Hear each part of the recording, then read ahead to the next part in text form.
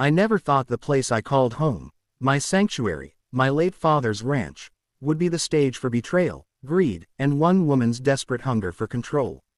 But when I pulled into the dusty driveway, 2 days earlier than anyone expected, the sight that met my eyes nearly stopped my heart. There were strangers on my land.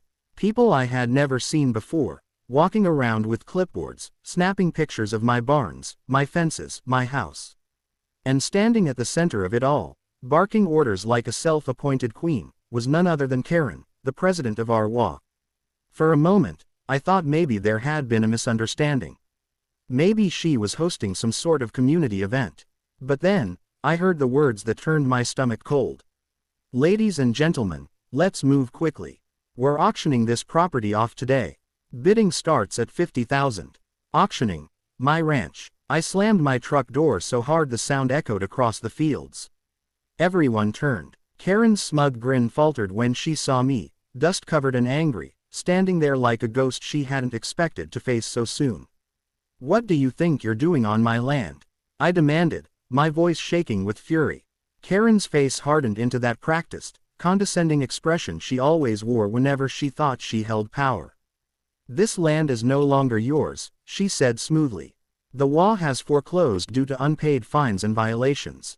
As president, I am authorized to reclaim and reallocate community property." "Community property?" I barked out a bitter laugh. "This ranch has been in my family for 3 generations. It isn't part of your cookie-cutter HOA empire, Karen. And I sure as hell didn't authorize any auction." The people who had gathered to bid began murmuring, uneasy. Some lowered their clipboards. A few stepped back. But Karen, always doubling down, pulled out her phone and smirked. "You're trespassing," she said. "I'll handle this the proper way." And then she dialed 911. The call was as dramatic as it was false. She told the dispatcher I was an armed squatter who had broken into community property and was threatening violence. She painted me as a danger, a criminal, someone unhinged. And as her shrill voice carried across the crowd, my chest tightened. Not because I was afraid of being arrested. I had the paperwork, the deeds, the proof. But because I saw the way people looked at me, how quickly doubt and suspicion can spread when one person wields lies like a weapon. Minutes later, sirens wailed down the road. 2 patrol cars pulled up, lights flashing. The officers stepped out cautiously, hands resting near their holsters. "Sir, step away from the crowd," one of them ordered. I raised my hands, trying to steady my breathing. "Officers, listen to me. This is my land. My name is on the deed. She's trying to steal it while I was gone. I have proof inside the house." Karen jumped in, voice dripping with venom. "Don't listen to him. He's lying. He's been unstable for years. Everyone in this community knows it. Arrest him before he hurts someone." I locked eyes with the officers. "Please," I said, my voice raw. "This ranch was my father's. He passed it to me. Every fence post, every acre, every memory here, it's mine. Don't let her erase that with one phone call." For a tense moment, the air felt frozen. The officers glanced between me and Karen. And then one of them said, "All right, sir. Let's see the paperwork." I hurried into the house, my hands shaking as I pulled open the old wooden desk drawer. There it was, the deed, notarized and signed, my father's name, then mine. When I handed it over, the officer scanned it carefully, then exchanged a look with his partner. Finally, he turned toward Karen. "Ma'am, this ranch does not fall under HOA jurisdiction. You had no legal right to conduct any kind of auction here.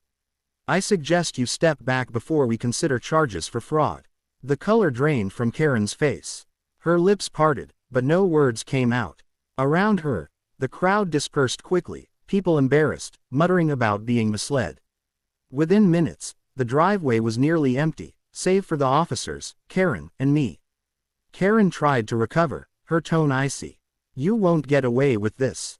The HOA will find another way. You've always been a problem, and problems get removed." I stared at her, all the anger, grief, and exhaustion boiling to the surface. "Karen, the only problem here is your obsession with control. This ranch isn't just dirt and wood. It's my father's blood, sweat, and tears. It's my childhood, my family's history. You can throw rules and fines at me all you want, but you'll never take that away." The officers escorted her off my property. Watching her storm down the driveway, still fuming, I felt a strange mix of relief and sorrow. Relief that I had arrived early, that my home was safe. Sorrow that people like Karen existed, people who saw land, not legacy, power, not community. That night, I walked the fields alone, the stars blazing overhead.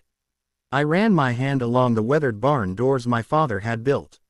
I breathed in the smell of hay, soil, and freedom. And I made myself a promise.